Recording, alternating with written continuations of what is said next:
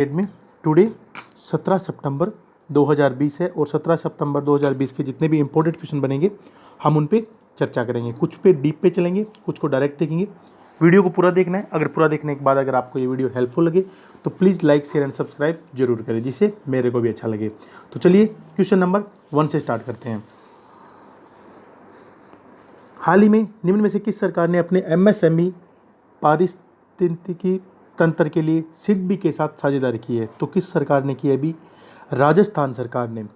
राजस्थान सरकार ने राज्य के जो सूक्ष्म लघु और मध्यम उद्योगों, जिसको एमएसएमई बोलते हैं, उसके पारिस्थितिकी तंत्र को विकसित करने के लिए भारतीय लघु उद्योग विकास बैंक, जो small industries development bank of India, SIDBI, आपको पता है small industries development bank of India इसका फुल फॉर्म है, उनके साथ में एक समझौता ज्ञापन किया है, हस्ताक्षर किए। ये समझौता ज्ञापन राज्य सरकार को बेहतर जानकारी और जो एमएसएमई की समस्याओं के लिए बेहतर समाधान प्रदान करने में मदद करेगा।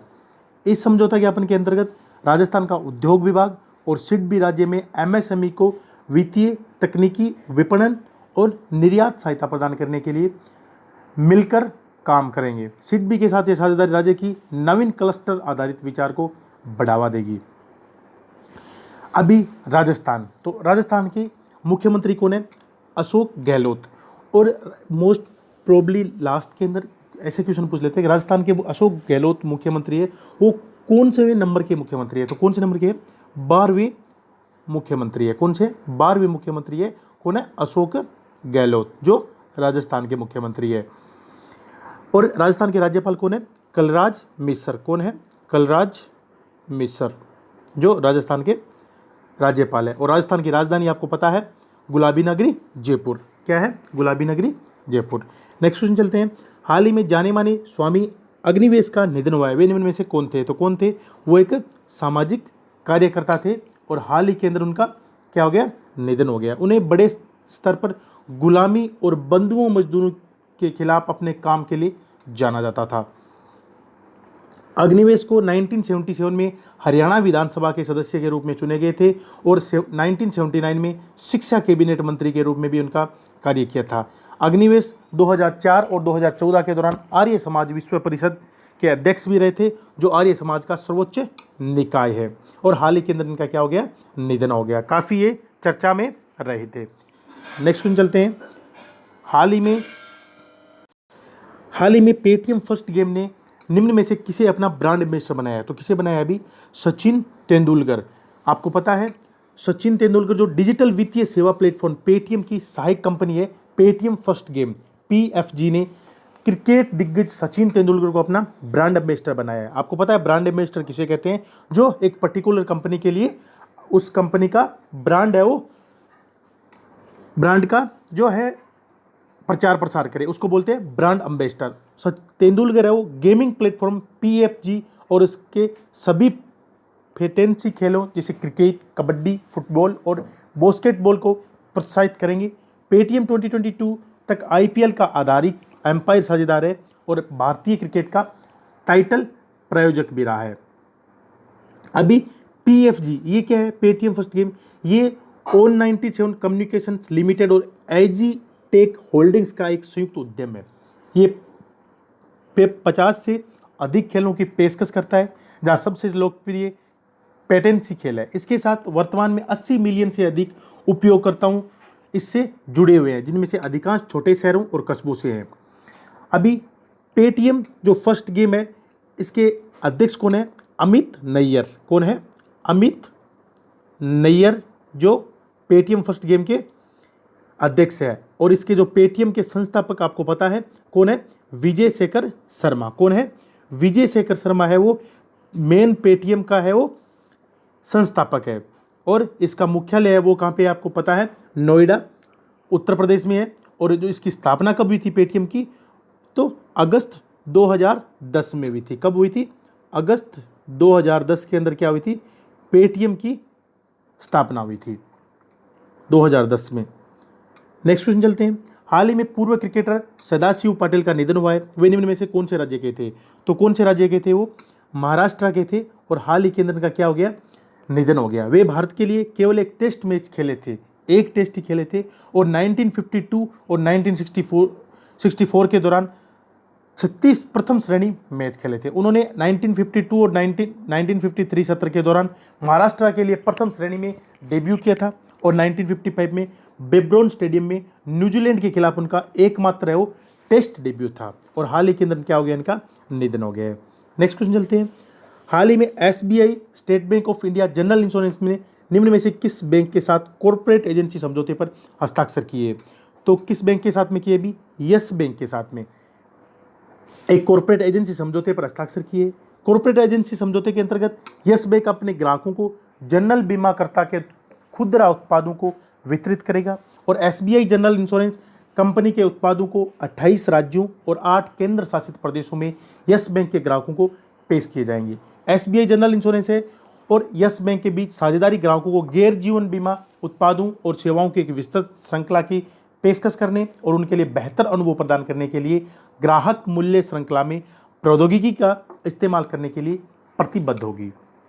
अभी यस बैंक, आपको पता है यस बैंक ऑलरेडी बहुत ही घाटे में चल रही है और इसके जो शेयर मार्केट के अंदर जो वैल्यू थी आज से 2 मंथ पहले 29 रुपीज़ पर शेयर थी, बट आज जो है वो 13 और 14 रुपये पर शेयर पे कंपनी का शेयर वो सेल हो रहा है। अभी यस बैंक इसके एमडी और सीईओ कौन है? तो कौन है? प्रशांत कुमार। कौन है? प्रशांत कुमार। और जो एसबीआई जनरल इंश्योरेंस के एमडी और सीईओ कौन है? उसका है प्रकाश चंद्र कंडपाल। कौन है? प्रकाश चंद्र कंडपाल। और यस बैंक के सीईओ कौन है? प्रशांत कुमार। काफ़ी चर्चा में रहे हैं, आपको पता होगा प्रशांत कुमार जो यस बैंक के एमडी और सीईओ है। नेक्स्ट क्वेश्चन चलते हैं। हाल ही में किस सरकार ने माई फैमिली माई रिस्पॉन्सिबिलिटी अभियान का शुभारंभ किया है? तो कौन सी सरकार ने किया है? अभी महाराष्ट्र सरकार ने हाल ही के अंदर एक प्रोग्राम स्टार्ट किया जिसका नाम दिया है माई फैमिली माई रिस्पॉन्सिबिलिटी। इसमें क्या रहेगा, जो महाराष्ट्र के मुख्यमंत्री है उद्धव ठाकरे। कौन है? आपको पता है उद्धव ठाकरे। उन्होंने कोरोना वायरस महामारी के प्रसार को रोकने के लिए माई फैमिली माई रिस्पॉन्सिबिलिटी एक शीर्षक से एक राज्यव्यापी अभियान शुरू किया है। ये अभियान 2 चरणों में चलाया जाएगा। इस अभियान का पहला चरण 10 अक्टूबर तक चलेगा और दूसरा है वो 12 से 24 अक्टूबर के बीच चलेगा।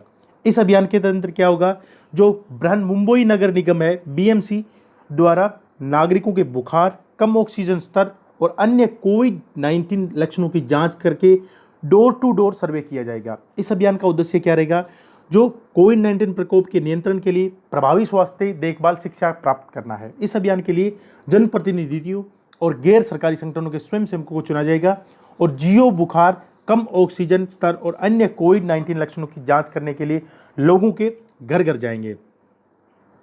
तो अभी ये महाराष्ट्र सरकार ने किया। तो महाराष्ट्र के मुख्यमंत्री कौन है? आपको पता है उद्धव ठाकरे। और राज्यपाल कौन है वहाँ के? भगत सिंह कोश्यारी। कौन है? भगत सिंह कोश्यारी जो है महाराष्ट्र के राज्यपाल है और भगत सिंह कोश्यारी को ही गोवा का जो है एक्स्ट्रा कार्यभार भी इनको दिया गया राज्यपाल का। नेक्स्ट क्वेश्चन चलते हैं। हाल ही में एडीबी एशियन डेवलपमेंट बैंक ने वित्त वर्ष 2021 में भारत की जीडीपी कितने प्रतिशत रहने का अनुमान लगाया है? तो आपको पता है अभी कल ही हमने चर्चा किया था जीडीपी पे और अभी कल केयर इंडिया ने एक आंकड़ा दिया था और आज है वो एडीबी ने दिया है। तो केयर इंडिया ने कितना दिया था? -11.2% का और एडीबी ने दिया है -9% का है। वो भारत की जीडीपी रहती है वो घरेलू उत्पाद कितना रहेगा? वो -9% रहने की संभावना है। नेक्स्ट क्वेश्चन चलते हैं। हाल ही में केंद्रीय मंत्रिमंडल ने किस राज्य के ऑर्बिटल रेल कॉरिडोर परियोजना को मंजूरी दी है? तो किस राज्य को दी है? अभी हरियाणा स्टेट को क्या किया है, जो अभी प्रधानमंत्री जी हमारे नरेंद्र मोदी जी की अध्यक्षता में आर्थिक मामलों की मंत्रिमंडलीय स्थली ने पलवल से सोहना मानेसर खरखोदा होते हुए सोनीपत तक हरियाणा ऑर्बिटल रेल कॉरिडोर परियोजना को अपनी मंजूरी दी है। ये परियोजना Haryana rail infrastructure development corporation limited HRIDC द्वारा कार्यान्वित की जाएगी और परियोजना की अनुमानित कार्य समापन लागत है वो 5617 करोड़ रुपए रहेगी। कितनी रहेगी? 5617 करोड़ रुपए है वो इस परियोजना की लागत रहेगी। अभी ये जो हरियाणा ऑर्बिटल रेल कॉरिडोर ये परियोजना क्या है? इसमें क्या रहेगा, जो रेल लाइन पलवल से शुरू होकर मौजूदा हरसाना कला स्टेशन दिल्ली अंबाला खंड पर समाप्त होगी। यह परियोजना मौजूदा पातली स्टेशन दिल्ली रेवाड़ी लाइन पर सुल्तानपुर स्टेशन गढ़ी होते हुए और आसोन स्टेशन दिल्ली रोहतक लाइन पर के लिए कनेक्टिविटी प्रदान करेगी। अभी हरियाणा के अंदर भी है, तो हरियाणा के मुख्यमंत्री कौन है, मनोहर लाल खट्टर, और वहाँ के राज्यपाल कौन है, सत्यदेव नारायण आर्य। नेक्स्ट क्वेश्चन चलते हैं। हाल ही में वर्चुअली मोड पे आयोजित की गई भारत और अमेरिका की कौन सी DTTI समूह की बैठक हुई, तो कौन सी हुई अभी, 10वीं बैठक हुई। भारत और अमेरिका रक्षा प्रतिनिधिमंडल द्वारा रक्षा प्रौद्योगिकी द्वारा और व्यापार पहल DTTI समूह की 10वीं बैठक वर्चुअली मोड पे आयोजित की गई। इसमें क्या रहा, जो रक्षा मंत्रालय के रक्षा सचिव है श्री राजकुमार ने अमेरिका रक्षा विभाग के सचिव एलन M लॉर्ड के साथ बैठक की सह अध्यक्षता की। बैठक के दौरान सह अध्यक्षों ने रणनीतिक साझेदारी के आसन पत्र पर हस्ताक्षर किए, जो कई विशिष्ट DTTI परियोजनाओं पर विस्तृत योजनाओं तैयार कर और इसके प्रगति का पता लगा के रक्षा प्रौद्योगिकी सहयोग पर आपसी संवाद को मंजूर करने के मंशा को दर्शाया गया। अभी ये जो DTTI है ये क्या है, इस समूह की बैठक का उद्देश्य द्विपक्षीय रक्षा व्यापार संबंधों में निरंतर नेतृत्व केंद्रित करना और रक्षा उपकरणों के सह उत्पादन और सह विकास के अवसर पैदा करना है। भूमि नौसेना वायु और विमान वाहक प्रौद्योगिकी पर केंद्रित संयुक्त कार्य समूह अपने डोमेन के भीतर इसका कार्य करने के लिए प्रोत्साहित करना है। नेक्स्ट क्वेश्चन चलते हैं। हाल ही में ADB ने भारत का कंट्री डायरेक्टर निम्न में से किसे नियुक्त किया गया है, तो किसे नियुक्त किया गया अभी, टेको कोनेसी जो एशियन डेवलपमेंट बैंक है, उन्होंने भारत के लिए एक नया कंट्री डायरेक्टर नियुक्त किया गया है। कोनोसी केंची योकोयामा की जगह लेंगे, जिन्होंने हाल ही में ADB के दक्षिणी एशिया विभाग के महानिदेशक के रूप में पदभार संभाला है। भारत ADB का चौथा सबसे बड़ा शेयर धारक है और साल 2010 से इसका सबसे बड़ा उधार देने वाला भी देश अपना भारत है। नई दिल्ली में स्थित कार्यालय प्रमुख के तौर पर कोनिसी भारत में सरकार और अन्य सहयोगियों के साथ ADB संचालन और पॉलिसी संवाद का नेतृत्व करेंगे। वह ADB की इंडिया कंट्री पार्टनरशिप स्ट्रेटजी 2018-2020 के कार्यान्वयन की देखरेख भी करेंगे। जो टेको कोनिसी है, इनको 22 वर्षों का पेशेवर अनुभव है। इन्होंने ADB में करीबन 20 साल तक कई वरिष्ठ भूमिकाओं में इन्होंने कार्य किया है, जिसमें उज्बेकिस्तान रेसिस्टेंस मिशन के निदेशक और मध्य और पश्चिम एशिया विभाग में सलाहकार भी शामिल है। अभी ADB इसका फुल फॉर्म क्या है, एशियन विकास बैंक, एशिया डेवलपमेंट बैंक। इसका अध्यक्ष कौन है, मात्सुगो अस्कावा। कौन है, मात्सुगो अस्कावा। और इसका मुख्यालय कहाँ पे है, मानलोंग फिलीपींस के अंदर है।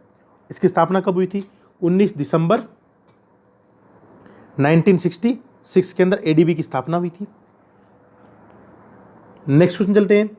हाल ही में अंतर्राष्ट्रीय ओजोन परत दिवस संरक्षण दिवस कब मनाया गया, तो कब मनाया गया, 16 सितंबर को। International day for the prevention of the ozone level, संयुक्त राष्ट्र द्वारा हर साल है वो 16 सितंबर को दुनिया भर में अंतर्राष्ट्रीय ओजोन परत संरक्षण दिवस के रूप में मनाया जाता है। ओजोन परत गैस की एक नाजुक परत ढाल है जो पृथ्वी को सूर्य की किरणों के हानिकारक प्रभाव से बचाने का काम करती है। आपको पता है, इस प्रकार ये पृथ्वी पर जीवन को संरक्षित करने में अहम भूमिका निभाती है। वर्ष 2020 के लिए इस दिन का जो विषय था वो था ozone for life.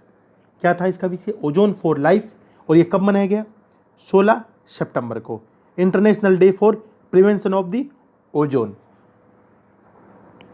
15 year of ozone layer production, ये वियना कन्वेंशन के 35 वर्षों को चिन्हित करने के लिए है। अभी इसका जो ये कब से मना रहे हैं, संयुक्त राष्ट्र महासभा द्वारा 19 दिसंबर 2000 को मनाए इस दिन को मनाए जाने की घोषणा की गई, क्योंकि यही वह तारीख है जब ओजोन परत के संरक्षण के लिए साल 1987 में बनाए गए मॉन्ट्रियल प्रोटोकॉल पर हस्ताक्षर किया गया था। ओजोन परत की खोज साल 1913 में फ्रांस के भौतिकविदों फेब्री चार्ल्स और हेनरी बुसेन ने की थी। ओजोन गैस की एक परत है जो पृथ्वी को सूर्य की हानिकारक किरणों से बचाती है। संयुक्त राष्ट्र मनाता है, तो जो संयुक्त राष्ट्र पर्यावरण कार्यक्रम, इसका मुख्यालय कहाँ पे है, नैरोबी केनिया के अंदर इसका मुख्यालय है। और इसके जो प्रमुख है वो कौन है, इंगर एंडरसन। कौन है? Inger Anderson. और जो संयुक्त राष्ट्र पर्यावरण कार्यक्रम की जो स्थापना हुई थी वो कब हुई थी? 5 जून 1972 में हुई थी। और 5 जून को आपको पता है क्या होता है? पर्यावरण दिवस भी मनाया जाता है। Thanks for watching. Please like, share and subscribe. अगर आपको ये वीडियो अच्छा लगे, देखने के बाद हेल्पफुल लगे, तो please like, share and subscribe जरूर करें, जिससे मेरे को भी अच्छा लगे। धन्यवाद। Best of luck.